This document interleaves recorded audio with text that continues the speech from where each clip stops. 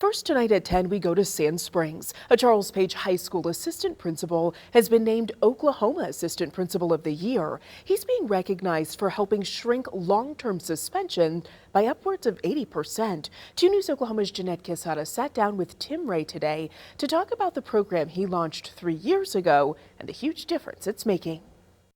Over 96% of our long-term suspensions were always drug offenses. So that's exactly what we attacked. When Assistant Principal Timothy Ray saw a need at Charles Page High School, he took action.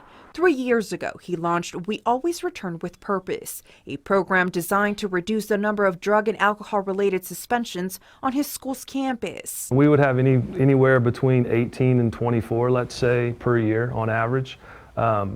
And that had been that way until we started the program, and we've reduced it to about 5 or 6 long-term suspensions per year now. That's nearly 80% decrease in long-term suspensions.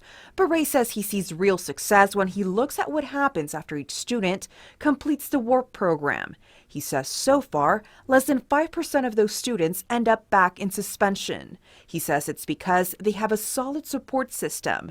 Mentors meet with them throughout the semester until they graduate. Mr. Ray says so far this year, their school has averaged 19 long-term suspensions. But since the implementation of the WARP program, they have been able to bring back 14 students into the classrooms.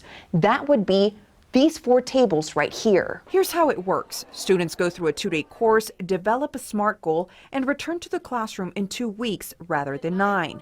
Something teachers say is key. Being able to come back before the class has moved on too far without you so that you've lost that level of comfort, I think is really an important thing. The program helped Ray get recognition from the Oklahoma Association of Secondary School Principals, which named him Assistant Principal of the Year.